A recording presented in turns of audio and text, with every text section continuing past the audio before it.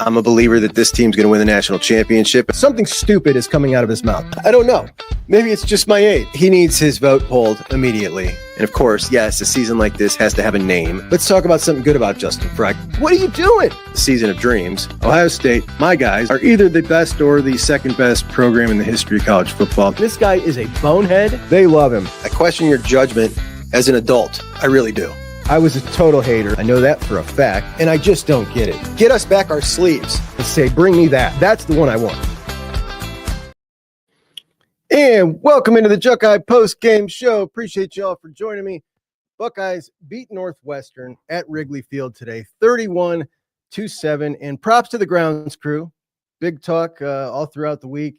And some more pictures came out today. There were some swales in the field. Obviously, we had the pictures from last year, the Iowa-Northwestern game with big chunks coming up and craters in the field. Looked good today. Didn't see any injuries or any big chunks coming out of the field.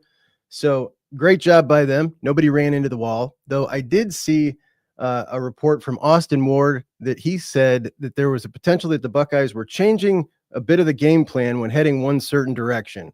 They potentially might adjust some play calls due to the first baseline wall was too close, which you don't want to have to adjust your game plan due to the field. So anyway, a pretty terrible start on defense, says Braden Elkins. So it's really interesting, man. Let's recap this puppy. So coming out, we got immediately 2 blitzes. And I want to say we had like 7 blitzes in the first quarter total that I counted. Aggression was the story of the day, and you live by it, you die by it. You also had a sack by Sonny. You end up getting, it was crash or burn, right? You either, you got home or they got, I want to say though, they had some really nice catches, like those Northwestern receivers in that first quarter.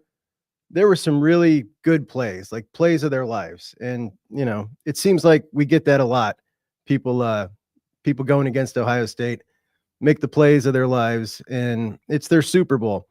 But the dirty play on JJ that everybody's talking about, if you guys didn't see, so this kid here on JJ's awesome reception, look at that, twists his ankle, which is just unbelievable. I did not see it live. Somebody sent that video to me, which is just like, wow. You expect that from certain teams. I don't expect that kind of stuff from Northwestern. But the Buckeyes early on get the big turnover, which came from a Lathan missed open field tackle. Jack coming in pursuit from behind on the other side of the field, 20 yards downfield to cause that turnover. Excellent play by him. And he had a really good game. 7 total tackles.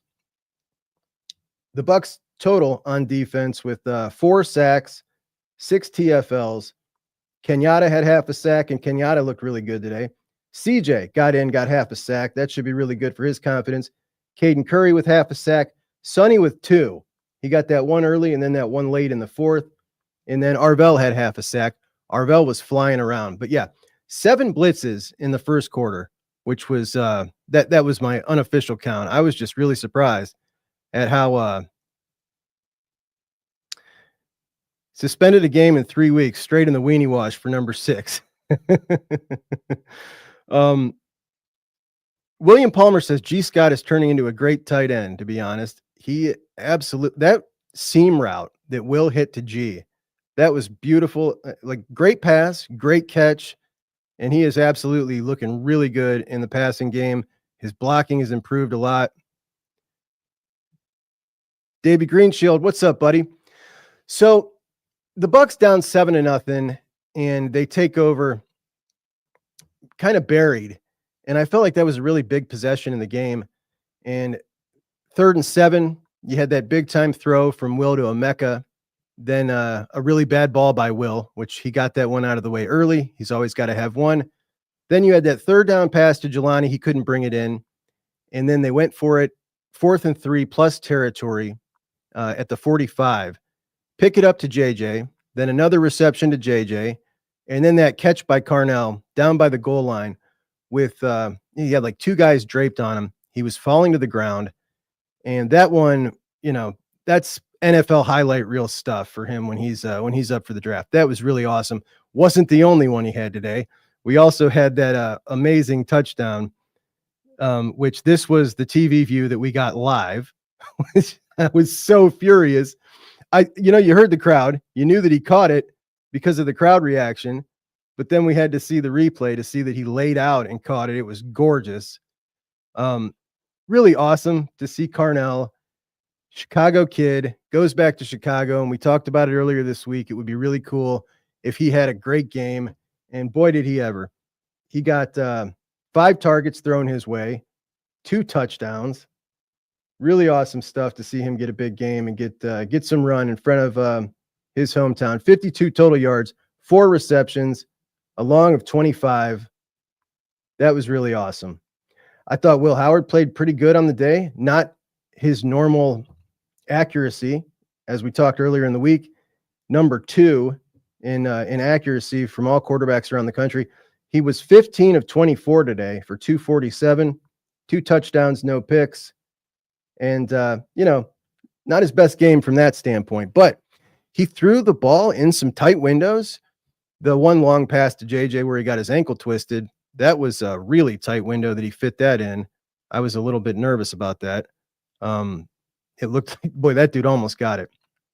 But halftime, the stats were essentially even. And the only difference was you had the punt that they screwed up, and we ended up blocking that punt, which at first I definitely thought was a safety. I didn't realize that went out of bounds. So we ended up getting a touchdown out of that. Quinshawn, 1 of 2 touchdowns. Both backs ran like their hair was on fire today. I mean, they were just on it. And third quarter, fourth quarter, just the Quinn and Trey show, absolutely just busting heads. They look so fast and so explosive. 5.1 yards a carry for Quinn, 6.7 for Trey, 76 and 74 yards, a long of 17 and 19. Stats almost even, dead on even, and they both look just tremendous. Did Trey catch another ball? Trey caught 2 more balls. 2 more balls for 19 yards total, 9.5 apiece. And he's becoming a real threat out of the backfield catching the balls, which I love, adding that in. Curious, though, all the aggression on defense, if that was game plan specific to Northwestern, or if maybe that was, showing some extra stuff for Indiana next week. Top 5 matchup now. We got Indiana, then we got the game, and we've officially arrived at that point in the season where it's like, all right, it's go. Like now it's time to get super exciting. Visual Overlord says it's Northwestern. It should have been 60-7. So Northwestern executed a really good game plan early on. When they punted the ball back to Ohio State in the second quarter, there was 7 minutes left in the second quarter. In Ohio State, it only had 2 possessions. You can only score when you got the ball. So the Buckeyes just get 3 possessions, I believe, in the first half, which is very odd. And Northwestern did a really good job, man. It was a good game plan. That's tough to do that, to snap the ball with just 5 seconds left.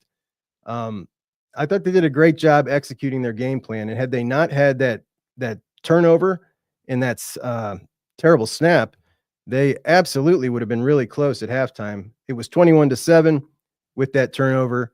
And, well, I guess you call it the 2 turnovers, but they did really good. The halftime stats were quite even. I checked them, took a screenshot. I was surprised at how even the halftime stats were.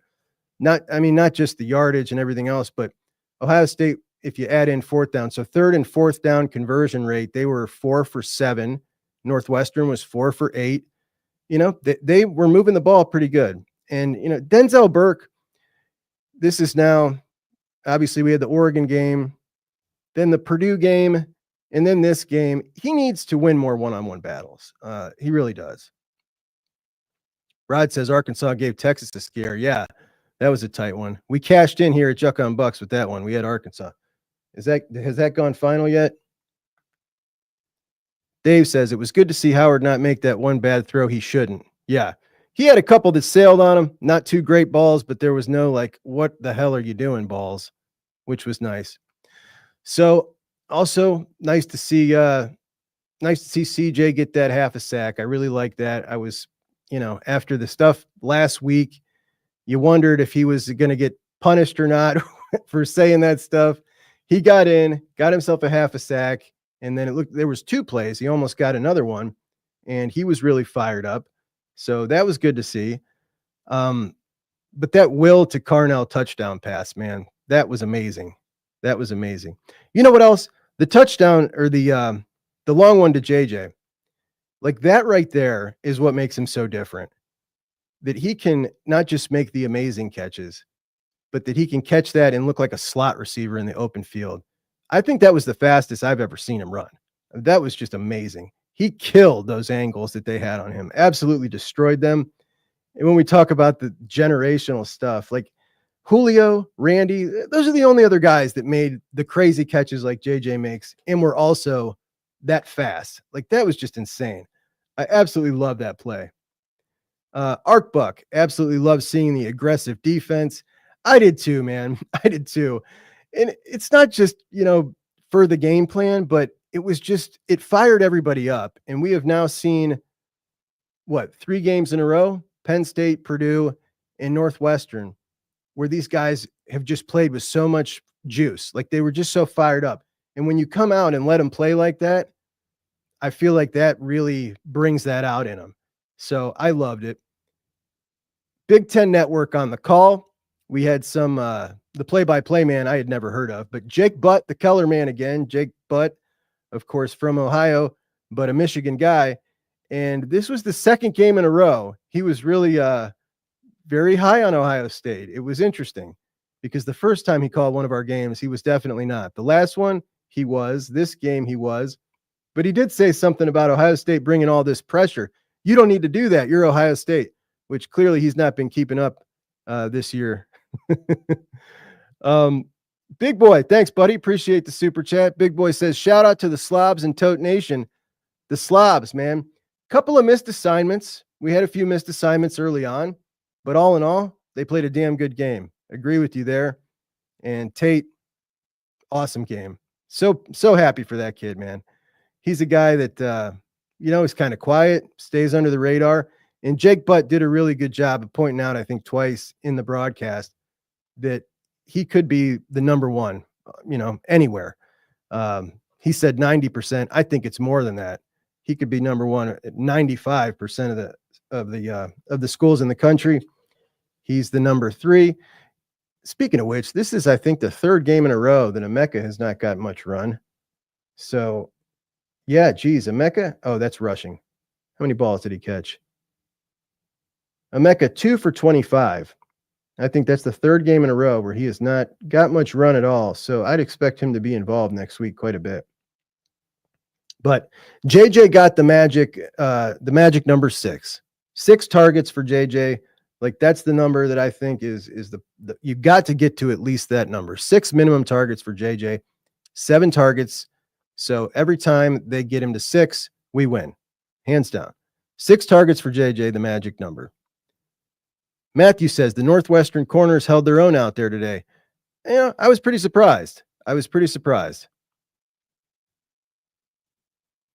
Rod says Colorado is going to mess up and let Utah back in this game. What's the score, Rod? Never mind. I got it right there. They were looking like they were blowing them out earlier. Oh, wow. 35-24. I'll be darned. I forget the line on that one, but I took Utah. Dave, talking about Indiana, thinks that Indiana will test our secondary.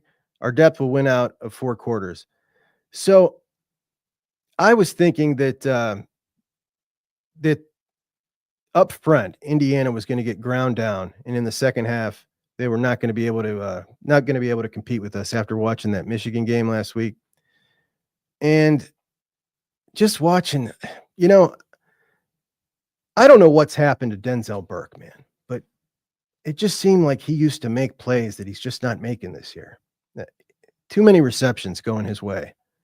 And it's kind of got me more concerned about Indiana than I was. Matt can't stand Jake, but I don't know, dude. He was pretty nice today. Paul says even the JJ drop was a great ball. And it was. Boy, I thought he had that puppy. I thought he had that until that one shot in the replay. I was like, all right, you never want to let it go. The first couple, I was like, all right, yeah, it did touch the ground, but if he had control, and then they showed finally the right angle. Big Ted Network, not the best at broadcasting games. Definitely not. Rod says we need to be better starting the game on both sides, though. That's a glaring issue. Yeah, Matt, we touched on this. Number 6, Northwestern, and I got his name here. What's his name? Ferguson. Matter of fact, I got a picture. Where's the picture? Here's the picture of this kid just twisting his ankle. And it wasn't the only time. They were clearly coming after. It was the only time they did that. But 95, I saw in the first quarter after an incomplete. No, it was a completion to JJ in the first quarter. 95 was giving him the business. And JJ was just like, yeah, okay. Like, we'll see. And it was clear that they wanted to get in his head, come after him. And, it's just like, I get it. He gets a lot of attention. He's, but the jealousy is like, dude, he's a freshman. You just look corny when you're going after a freshman like that. But I guess we should get used to it. He's just that kind of dude. He's going to get that kind of negative attention from other teams. They're going to come after him like that. And it is what it is because he is that good. But Northwestern, they're usually like a classy outfit. You know what I mean? They're a classy outfit. They don't pull crap like that. So I was kind of surprised by that, to be honest. And Colorado puts it away. They are now up 42-24 on Utah. Clemson 17-10 in the fourth quarter with Pitt. This is when I thought Clemson would steamroll Pitt. I felt like Pitt was heading down the wrong direction. Arcbuck says, is Rod on Facebook or something? So what we got going on, guys, is this is multi, what do you call it when it's streaming on 2 separate places? So it's on the Juck on Bucks channel, also on the Menace to Sports channel. And if you were on one or the other, apparently I just found this out, but I see all your comments. You guys only see the comments that are on the station you're on. So if you're on Juck on Bucks, you're only seeing Juck on Bucks. If you're on Menace, you're only seeing Menace. So simulcast. It's simulcast. How about that? Huh? The Juckster simulcast now. Kevin says, no chance NFL scouts let Burke go untracked. Oh, undrafted. Did somebody say he's going to go undrafted? Definitely not undrafted. Richie Dubs, what's up, buddy? Rod says, if the draft were today, he's a 6th or 7th round guy. He's had a really rough season. Cooter Cat says, Burke's got to clean it up. He shows flashes of being great, but then his alter ego comes out. Denzel burnt. Ouch. Denzel burnt. It's got to get better, man. It's got to get better. And he obviously, if he would have went out last year into the draft, if he didn't come back, it probably would have been better than it's looking now. But he's got time to turn it around. Let's keep in mind, he's now going to go into the part of the schedule, Indiana, never mind the game. He's not going to face any good wide receivers there. But the Big Ten championship game, hopefully several playoff games where he's going to be matched up with some excellent receivers. And if he plays good in those games and stands out in those games, he absolutely can make up for, the mid part of this season that hasn't gone good for him ever since the Oregon game. So he's got time, but he's got to play better. He's definitely got to play better. Joe F says the stadium was literally 90% scarlet today. I'll fix that for you, buddy. Northwestern fans did not waste the money. There aren't many of them, but yeah, it was all Buckeyes. The OHIO was going around the stadium. I'll be honest, when they pulled back and just kind of looked at Wrigley, it was pretty cool. And when they do these things, like when they do the Pinstripe Bowl at Yankee Stadium, it does look cool. I'll admit it. I wasn't big on this thing all week. I was not big on it. I was not for it. I thought you were taking, some unnecessary risk. And, whatever. You got out of it. It's fine. So no need to discuss it anymore. I just don't like to see unnecessary risk when it's a garbage team that we're playing against. You know what else? I'll tell you, I was irritated. 31-7, 9 minutes left in the fourth quarter. Buckeyes get the ball back. Will Howard trots back out there again, and I'm just like, come on now. Let's see the young guys. You got the game in hand. You're not going to, I don't know. Maybe they were trying to cover. The line was 28.5. Maybe RD wanted to drive down and cover. Buckeyes did not cover. Yo, Brad, what's up, buddy? Good to see you guys. Thanks for joining me. Appreciate you guys so much. Matthew, thanks, buddy. Appreciate it. Appreciate the super chat. Love the show, Juck. What did you think about that number 6 from Northwestern trying to hurt JJ in that big play by twisting his ankle? Which, sorry, bud. I think I already answered you. Yeah, totally Bush League, man. Totally garbage. Really disappointing. And I like their coach. I think he's, he's like Pat Fitzgerald. Pat Fitzgerald, say what you want about whatever the hell they did there, which was a really, I don't know, man. You get into the nitty gritty of that one. It doesn't sound so hot. But Pat Fitzgerald's players played with, like you would think, I don't know, very ethical, like, who can I compare him to? I don't know. They just wouldn't pull crap like that. Like, that's not something they would do.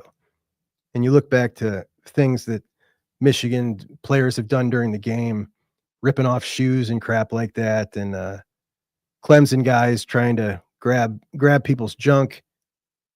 That's just not the kind of stuff that we would expect out of Northwestern. Emily said, we sang Take Me Out of the Ball Game, and it was awesome. Em, were you at the game?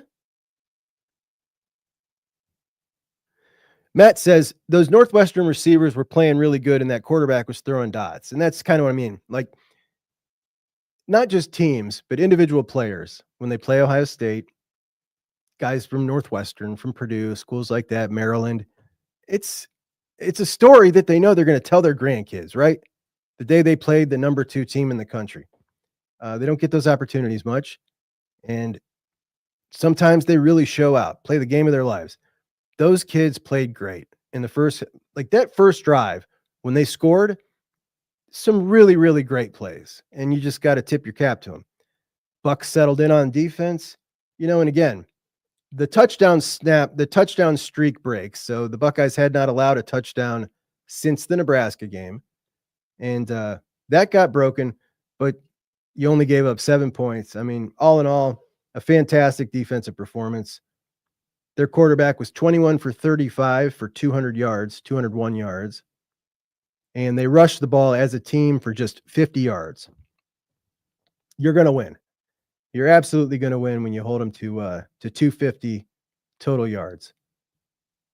Defensively, they had 1 sack, 2 tackles for loss. A really, really good defensive performance, despite being frustrating at times. You did give up some yards, and a lot of that was from aggression. A lot of that was from really good plays by their wide receiver and their quarterback. Tip your cap to them. You gave up 7 points. You absolutely mollywopped them. Well, not in their home, close to their stadium. And you took over their home field advantage. Ken is worried about Denzel Burke against good teams now. Yeah, I mean, no doubt. I am too. Pitt and Clemson are now tied with 5 minutes to go, which is not really a consequential playoff game, but it is an interesting debate that I was having about Clemson. And, so Georgia essentially scheduling Clemson at the beginning of the season in the outer. Should I not get into this? I'll get into this on Monday. We're on the Buckeye post game.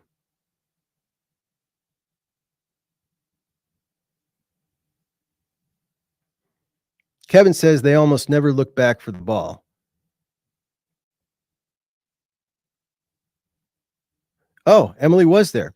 Emily said we had bleacher seats on the 50. It was so fun. Emily, send me some pictures. I know you took plenty. Send me some pictures. I want to put them on the show. Big boy, were you there too?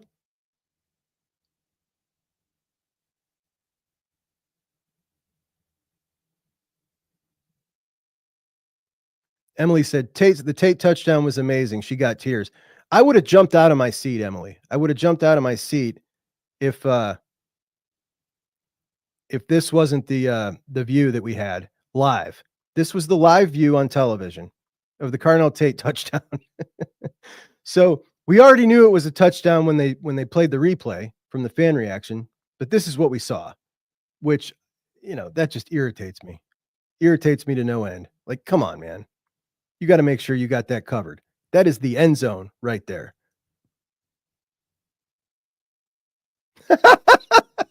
Johnny says, Samaj Morgan can't wait to go against Denzel burnt barbecued chicken. Samaj Morgan, Michigan's number one wide receiver, who I don't even think he has like Brandon Innes level stats at this point on the season. Shepherd Ducks hopes Denzel Burke keeps playing the way he's playing. Yeah, I bet you do. I bet you do. Brandingo says, the most important part this week was for everyone to stay healthy, which it seems like they did. Keep it trucking. That's right. On to the next. Dan the Man, is that a rowback pullover? Yes, this is referred to as the Caleb Downs rowback, which is they came out with a line of college gear, and they had the Ohio State stuff. And in the ad, they had Caleb wearing this one, and it was nowhere to be found for sale. And then they finally came out with it. It sold out like that, lickety split. And then they did a second run, and I finally got mine. It's absolutely fantastic. I think it's gorgeous. I love it with the helmet stripe. And it's basically the only thing I'm wearing on here that's not Buckeyes gear. So comfortable. Good stuff. Not cheap, man. That's for sure. Rod says, Morgan toasting Burke won't be surprising. Michigan's quarterback being able to get the ball to Samaj will be what's surprising.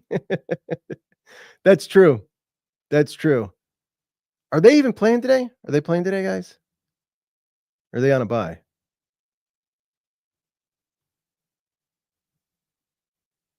Yeah. Rod says Roback looks nice, but man, are they overpriced.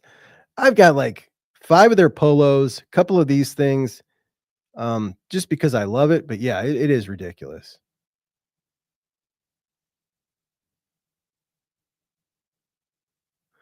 Brandingo says, any follow-up from Columbus Apparel, RE the Black Friday sale? I did not. I just emailed them on Friday, waiting to hear back. Sorry, buddy. I didn't send that in immediately, but I will let you guys know this week. Rod does not own anything from them. Rod, I would highly recommend it. What I can't stand, though, is it's like official podcaster gear. So they make deals with all these podcasters for them to wear their stuff. And I don't like to look like a bunch of podcasters. You know what I mean? I don't know. They've really got a niche where they go after sports podcasters and they make a deal with them. I don't have a deal with them. I just like this one. And I like the polos. Ark Buck still needs a Buckeye shirt. Absolutely you do, buddy.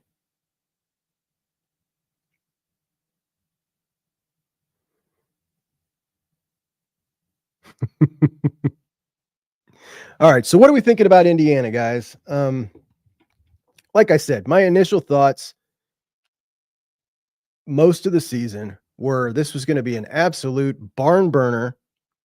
You look at Curtis Rourke with these back shoulder throws, those wide receivers, surprisingly talented. Like, where the heck did these guys come from? Let me ask you this. How does Cignetti come up in his first year with a couple of wide receivers like they got? And we've been watching Iowa, Wisconsin for 20 years, and they can't get a single dude that looks like that. Can anybody explain that to me?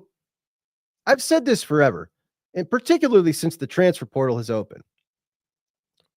How can you not come up with a single dude that looks like those Indiana kids at places like Iowa and Wisconsin? Like, I don't get it. Anyway, Cignetti got some serious kids, some serious wide receivers. Curtis Rourke can throw the back shoulder like nobody's business. I think he's excellent. I think he's really undervalued. But when you look at his stats, they're right about with Will Howard. Look a lot like Will Howard. And but he's a gamer. So I thought that this would be a barn burner. And obviously they hadn't played anybody until they got to the Michigan game. And in that second half, 16 yards, I felt like they just got so ground down and worn down, no depth on the lines of scrimmage.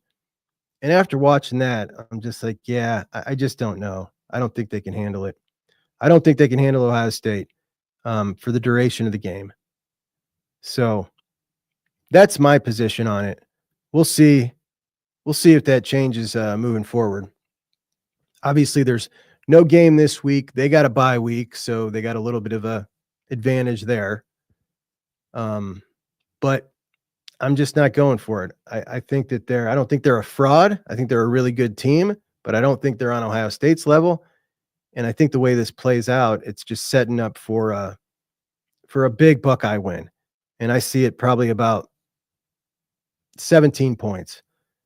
The line, I think it opened at 10-13. Does anybody know offhand what the line is?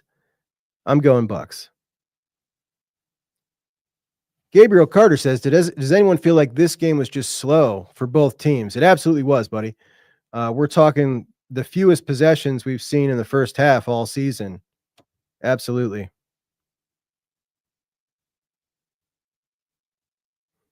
Arcbuck says they didn't play the jack position, right? I did not see it. I was looking for it. But again, like I have this issue now that I do the post-game show where I'm taking notes while I'm watching the game and rewinding, and a lot of times I'm missing things and don't get to see everything until I do the watch back. It's a very unenjoyable way to watch the game. I got to say, like, I thought I would really love this. It's very obnoxious at times. It really is. But you know, you got to do what you got to do, because I do love doing the show and talking to you guys afterwards. This is actually why I started the channel. I wanted to build up 100 subscribers so that I could do a post-game show and maybe have 10 people join me. That was why I started the show. Brandingo says, Chuck, have you felt the obvious increase in aggression by our defense post-Oregon this season? Since then, I can tell Knowles has been throwing caution to the wind at times when it was needed. Absolutely. Absolutely. And I think that they came out and told us they were going to do that. And we've definitely seen it. But today was a whole nother level. You know, when we're talking about 7 blitzes, which that was my unofficial count in the first quarter. I mean, that's crazy. And I almost felt like this has got something to do with Indiana next week. Like this just felt like this is so over the top. And, you know, a couple of them, they got burned. They got dealt with.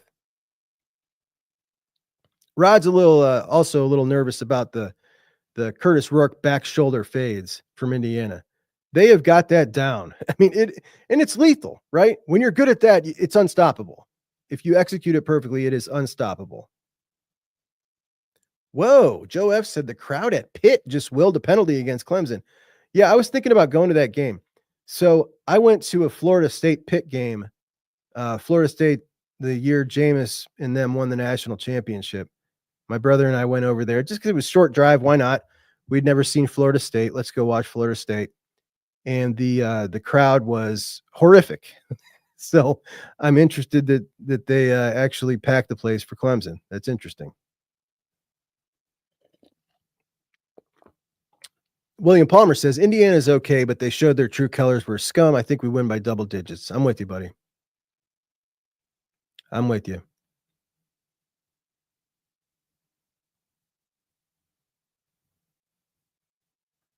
Joe Will says it was slow, but it was an 11 a.m. local kick in a baseball stadium versus Northwestern. Yeah, I think it had more to do with the way Northwestern played it, which I thought was a really good game plan. And it's also difficult to execute that game plan. It really is. You know, you can say, all right, we're not going to snap it till 5 seconds left. And it's just hard to do. You know, we've seen so many games where a team is when we say, like, why aren't you eating up the clock? Why are you snapping it so fast? Like, even when it comes down to crunch time, when they're trying to milk the clock, and we'll see them snap it with 10 to 12 seconds left on the play clock. Like, what are you doing? It just seems to be, for whatever reason, difficult to execute sometimes. They did great. And had Jack not made that play, which was a great play, I'm going to talk about a hustle play, came from the other side of the field, 10 yards downfield. I mean, that was probably a 30-yard run to make that play, to cause that turnover. Excellent play by Jack.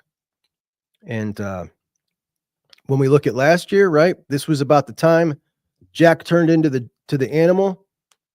Hopefully we get a repeat of that.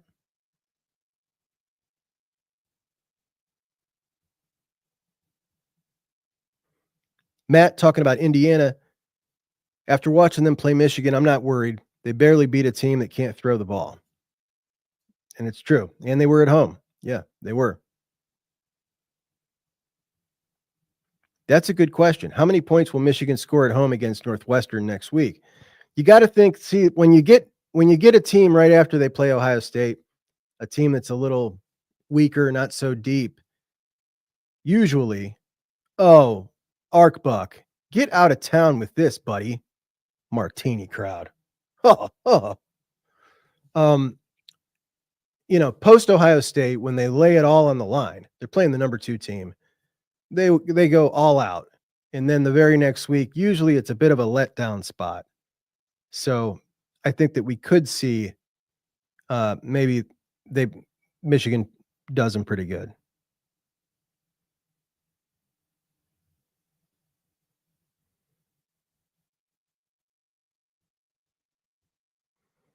Ken talking about Kurt Signetti bringing in some really talented players, knew all the best group of 5 players, which is an excellent point. Coming from James Madison, playing all the schools that they play, and knowing, all right, look at that guy, the opposition, the kids on his team. That's a really good point. The sit down crowd. Guys, what? I thought I was your buddy. Joe says the Big Ten championship will easily be a 70-30 fan split in Ohio State's favor. Oregon doesn't travel well. You know, we own Indianapolis when we're fired up. When we're fired up to win that Big Ten championship game, there are times when it's not so much been like that for the Big Ten championship game because it was just like a foregone conclusion. That Big Ten West used to really suck. I think the last one I went to was Ohio State, Michigan State, and it was the Michigan State won, and it was the Urban eating the piece of Papa John's on the golf cart game. The famous picture of, I don't know, you're an Oregon fan, maybe you don't know it. There's a picture of Urban Meyer after the game eating some cold Papa John's sitting on a golf cart. Tough game, man, tough loss. But I will be at this one. I'm definitely going to the Big Ten championship game should the Buckeyes beat Indiana next week. Going to go see the Ducks and the Bucks in Indianapolis. The post-game show will be either from a hotel room or maybe we can set up something else there. Kevin says, I don't trust CJ Hicks not to whiff. Now, CJ Hicks slowed down a little bit today before he, ran by the quarterback and he made a really good play. Didn't let the running back get him, put a little move on him. It was a really good play. So looked like he learned from that last week. Gabriel Carter says, CJ just needs to put his hand in the dirt. Watching him come off the edge to get that sack near the end of the game was glorious.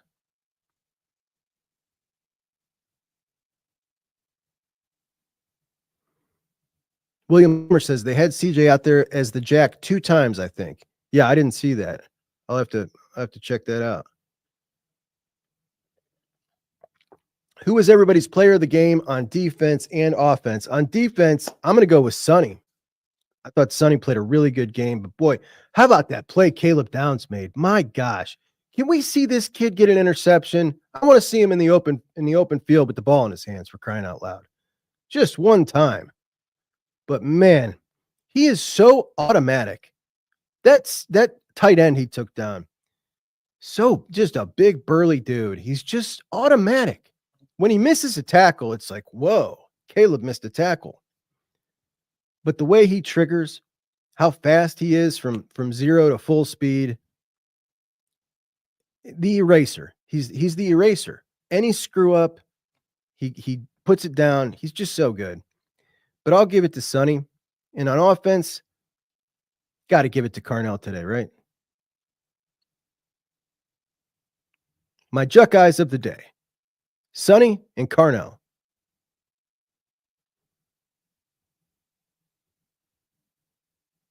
Joe says they were dirty as could be. They drove Jeremiah into the wall earlier in the game after he was out of bounds. No flag. Receivers were interfered with all game. No flags. Just crazy stuff. Blatant. Interesting. I don't think we had hardly any penalties at all today. Did you guys notice that? I felt like there was maybe only one penalty in the whole first half, and I don't have those stats, but sure seemed like no flags. Oh my gosh, Rod. Rod says SMU's unis and helmets look pretty slick. Now, I've not seen what they're wearing today, but what I do love their regular set, but what I really love is what they're doing now, trying to become Dallas's team to keep kids home. The Dallas kids are trying to keep them home. So they're paying them, and they're really trying to rep Dallas. Like, we're Dallas's team. And they got this slick Dallas helmet and Dallas on the front. It is so cool, dude. It is so cool. Arcbuck would like to see OSU do more back shoulders. I don't know if I trust Will to, I don't want to say trust, like I just don't know if he's got that kind of arm to really hit those a lot. Oh, are they wearing black and blue today? They're not on my 4-box here. What do you guys think of SMU? I'm sold. I think they're excellent. I know a lot of people just do not believe, but their head coach, Rhett Lashley, the whole who you going to get conversation, it's dudes like that, man. He is an up-and-comer, taking a program like that to the top of the ACC. Like, that's the type of dude. Kenneth's players of the game. Kenneth's players of the game, Will and Jack.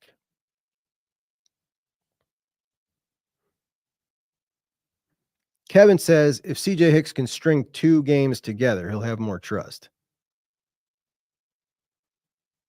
Jay Buck says the whole D line looks like they're playing so much faster. I think it's their rotation, keeping their legs fresh. I don't have the snap count yet. PFF is not done with that. What I did notice is I didn't see much Edric Houston today. Did you guys see much Edric? I was really expecting to see quite a bit of Edric today after starting the game last week, playing really good. Looked like they wanted to get Tyleek in the rhythm. Tyleek was in there quite a bit. So that was kind of a bummer. I wanted to see some Edric today. See if we could get a good follow-up performance from last week.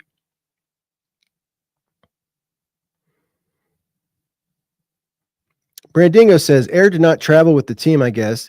You hear anything more about that from his dad? So I know the article came out yesterday from that idiot that's not sourced at all. Like, there was no source at all. If you guys didn't see, there's an article that came out yesterday, and this went all around Twitter. Air Nolan candidate to transfer at the end of the year.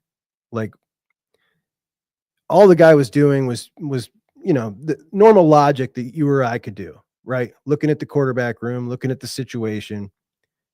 There was no source that told him anything like that. He brought up again, if he does it, it's because he might be homesick, right? He actually said it definitively, which we all knew when Air's dad was on here. He said, yes, he was homesick. He's certainly not homesick anymore, right? You're homesick first, but whatever. I can call his dad and ask him about that article if it's true. I didn't, because I thought like this will just blow over, but it's just gone all around Twitter. And I think it's rude, to be honest. His dad's already come out and said no, right? Obviously things change, but Air not traveling, not a surprise. He's QB number 5. You're only bringing what of your 85, I think like 60 some when you travel. So that's not surprising at all. And it would certainly have nothing to do with him thinking about entering the portal. But I'll give you an update. I'll get a hold of him. Coach P is my dude. That's a great family, man. I hope Air doesn't transfer. I really hope he doesn't. Love the kid. Richie Dubs, SMU, some of the best unis. Absolutely. I love them. Emily, oh, I bought a Wrigley Field Ohio State scarf. It's fire. I want to see that too. Kevin's got an opinion on Southern Methodist University. Looks intriguing, but prior to the death penalty, they were a dominant force.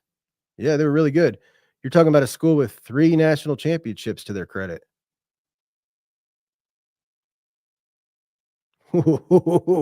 Kenneth says he's excited to see Caleb versus Milrow. Do you think he could erase Milrow? You know,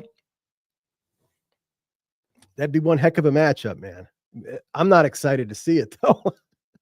My hope is somebody else knocks out Alabama. I just think when Milrow is playing like he's not trying to be, there are times when he tries to be a passing quarterback and wants to erase the stigma of being this great runner and show like I can throw it too, which we all know he's great at the deep ball, one of the very best in college football. And sometimes he's just trying to build his NFL resume from the pocket.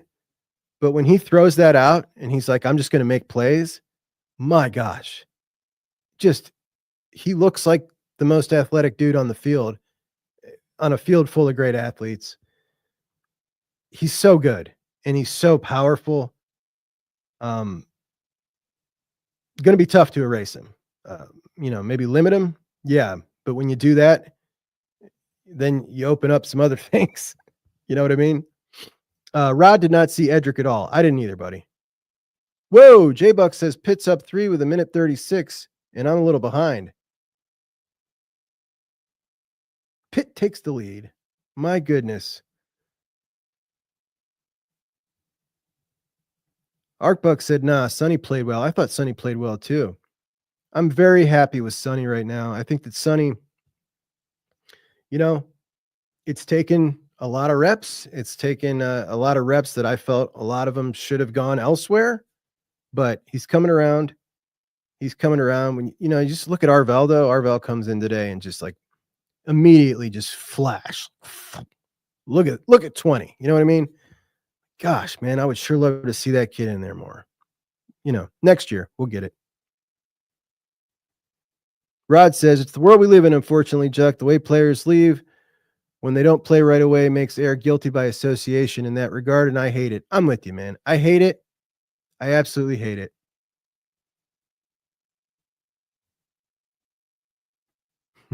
Thanks, Dumbo Sweeney. Rod says JTT has regressed. Boy, he played great in the run game last week. Richie Dubs cannot wait to see the SEC teams travel north in late December. Is it going to start to get cold sometime soon around here? I don't know, man. Barely feels like fall yet.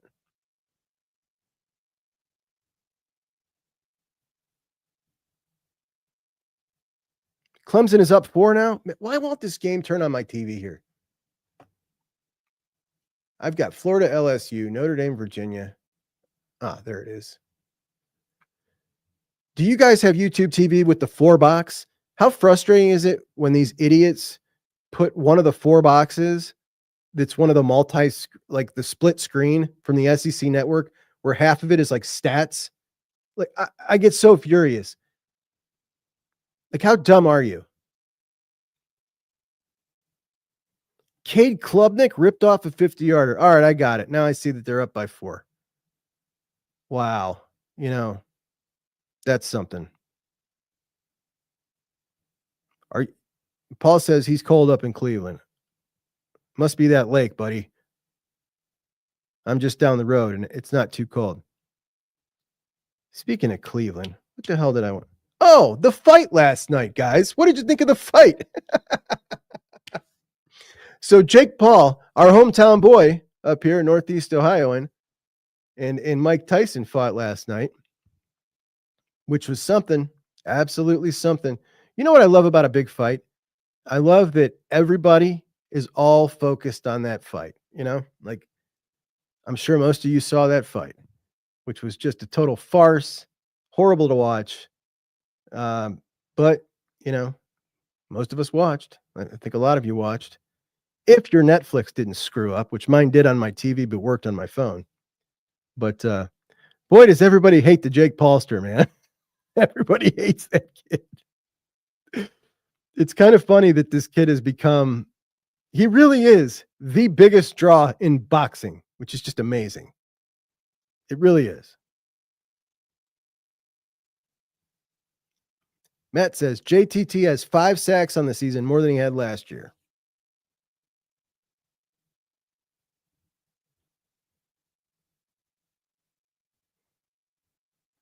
What's up, Jay? Storm Chaser Jason Garrison. Go Bucks. Glad we got out healthy. Absolutely, buddy. Rod says the rigged fight. it was terrible, buddy. Yeah. It was terrible to watch. Brandingo, a fellow Northeast Ohioan, along with myself and the Paul brothers, he doesn't claim them. Does not claim them. Richie says they're making a mockery of the sweet science. Yeah. Notice he wouldn't call out Canelo at the end. He said he knows where to get the money. But it's true. My gosh, those dudes made some money last night. Yeah, no, it absolutely was not a fight.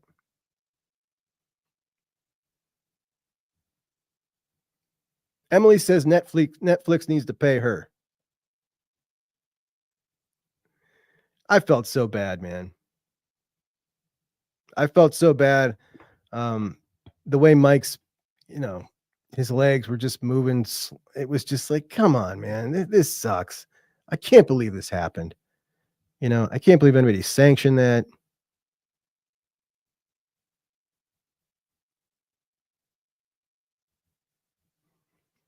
And Pitt moving the ball. 31 seconds left. But they need a touchdown, huh?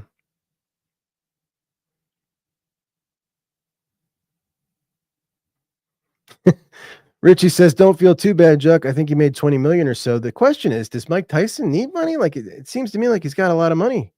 I mean, I know that he went bankrupt and busted it all, but I feel like in the last, 5 to 7 years, he's probably made a lot of money. Maybe not. He certainly doesn't need to do it again. The fact that he was calling out the other brother at the end, it's like, wow, you're going to try to do this again? I don't think anybody will watch the second time, right? Like, I watched the Roy Jones Jr. fight with him 4 years ago, and that was just like, all right, this is terrible. So I couldn't believe that they were trying to do this again. But no, the best part of that night was listening to Roy Jones Jr. and the announcer argue about whether or not Mike was biting his glove or there was a problem with the mouthpiece, which went on for about, 6 rounds. They argued with each other about that. And then at the end, Mike says, I got a biting fixation.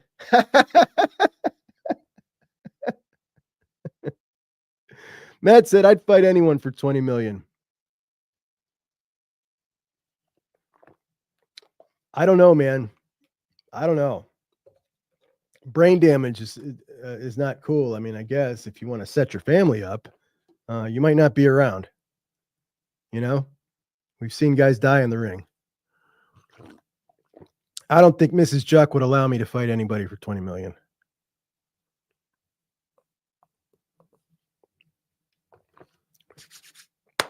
All right, my friends. I appreciate you so much for joining me. I think we have covered the game and then some. Let's enjoy the rest of the Saturday of college football as our Buckeyes head on to the best part of the season, Indiana, and then the game. Hopefully after that, the Big Ten championship against the Oregon Ducks, followed by some juicy playoff action. Going to be so much fun, man. Going to be so much fun. We have made it now to the point of the season where it is like dials just got turned up to 12, right? Like it's time. So I appreciate you guys so much, man. You guys are the best.